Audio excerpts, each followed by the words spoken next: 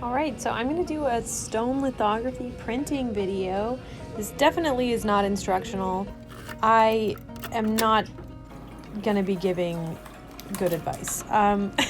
Also, I've never done a voiceover, so don't judge me. But so starting off, we got to sand down the stone. You have to grind down the edges, make sure you don't have any sharp bits getting in your stone.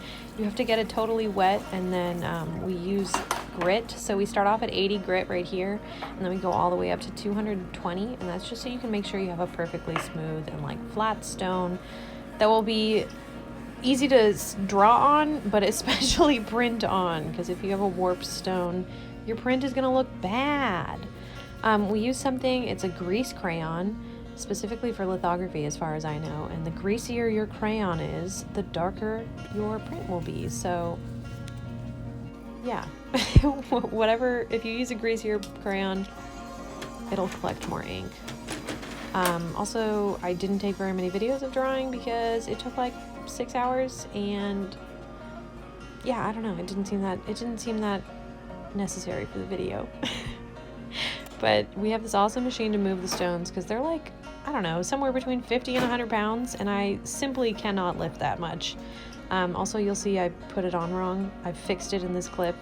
There is now a piece of wood, and my stone is facing the right way, but whatever. So you got to warm up your ink as well, and then we're going to take one bead of ink, which is just a big stripe along the base of the little board, and then you have to roll it down so that it's totally flat and even on the printing board. And then you take your little leather roller and you roll it over the wet stone.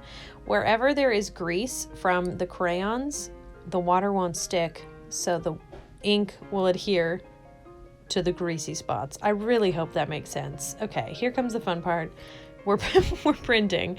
I used, this was my first print, so it's just newsprint, cheap paper, and then you do 2 layers of newsprint, 2 layers of paper, and then a tin pin, which is that plastic guy. You cover the tin pin in grease, and then we lock it in place and print. Look at how fun. Look at how much of a freaking workout. But yeah, okay, so here comes the first print, the first reveal. Ba-bum. Some of my prints looked really good, some of them looked really bad. I ended up redoing everything a couple days later. I felt like these ones just turned out too dark.